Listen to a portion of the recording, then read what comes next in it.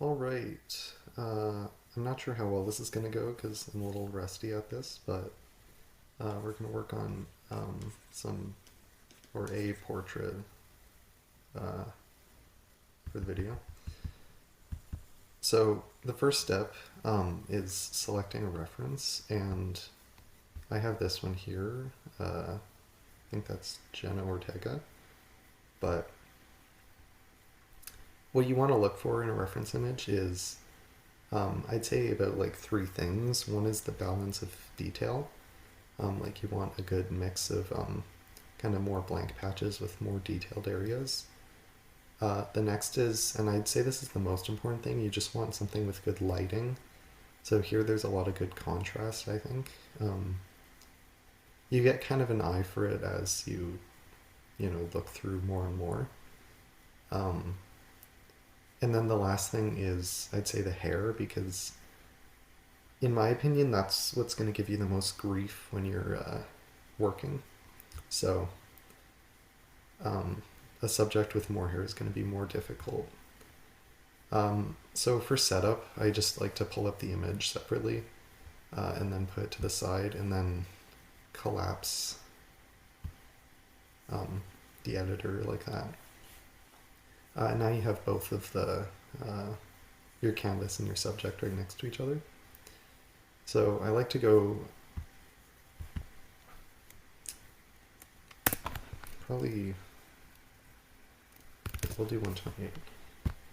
I'm going to try and add some more detail to the bottom here because right now it's kind of a weird crop going on. So I guess just to start, you just do some basic line work.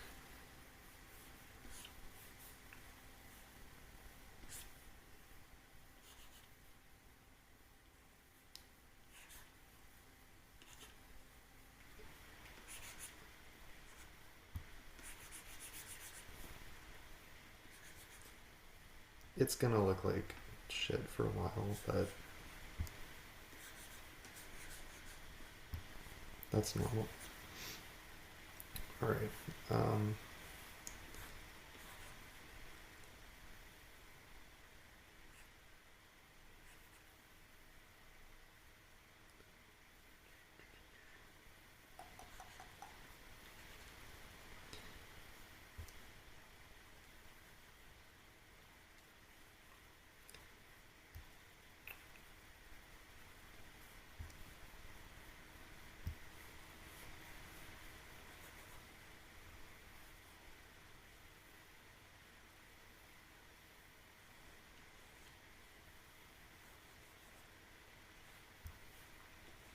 So you just got to place the features roughly where they should go, because that's really going to be the most important part.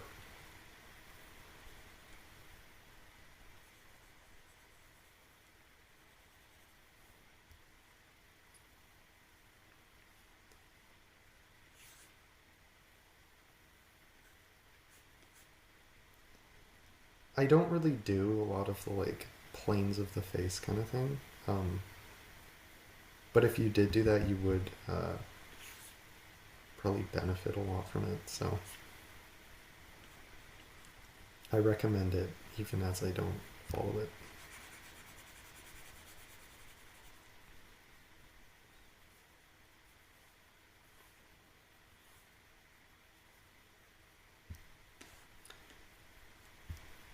Um, the lasso and select tool are, I'd say, some of the most useful because you can really just shift things around if they look out of place, and then eventually get to kind of the spot you want to be. Uh,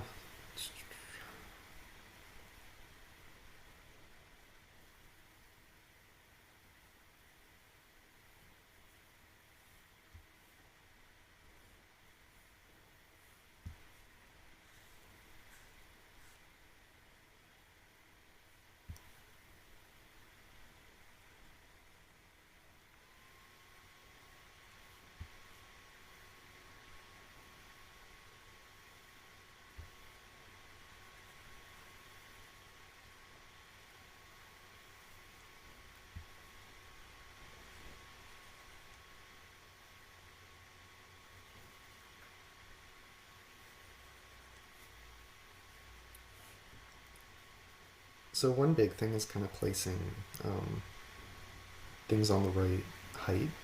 So you'll notice these eyes are pretty level with each other. The ear is kind of just a little bit higher than the eyebrows, which implies there's a bit of a downward tilt going on. Yeah, in general, that's about 50, well, a little more than 50% of the head, and then, no, it's about 50-50. Okay. So these should be a bit lower.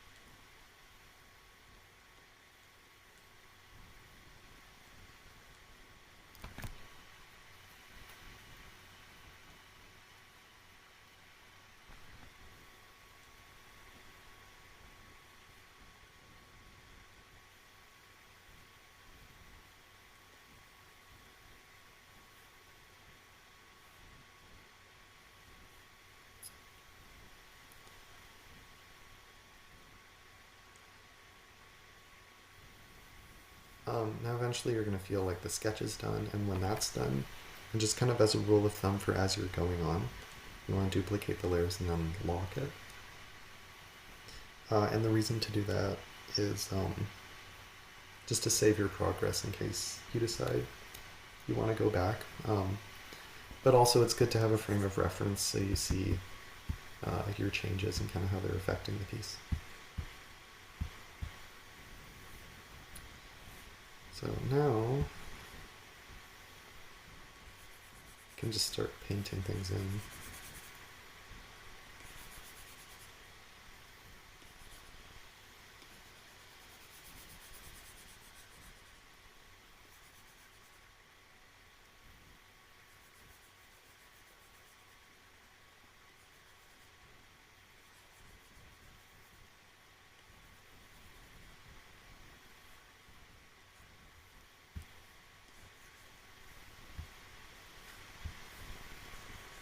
Sometimes you'll have to turn that to invisible too, just so it's not getting in the way.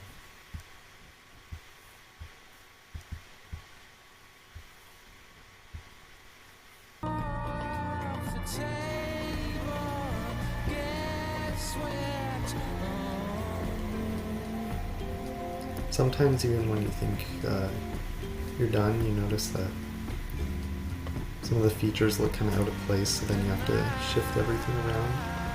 It can be tedious, but it's better to get it right than to not, I guess. Because one thing I notice, and it kind of bugs me, is there's a lot of drawings where a lot of the basic stuff is like kind of off, like proportions and such, but there's a lot of like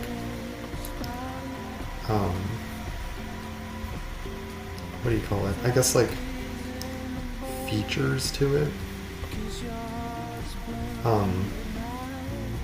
You know, it's like it'll be polished as if it's like a very well done pixel art piece, and it often is. But it kind of lacks some of the base stuff. And personally, I would rather have a drawing that is not very cleaned up, but has like a good base to it, rather than something that feels kind of like a cake that's only frosting. I don't know if that analogy, you know? Physics on the hair feels kind of weird here.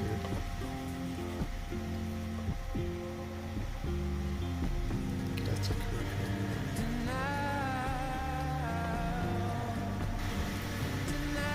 And on the hair, again, kind of the same thing where when you want to fade out a strand, you can just use a lighter color.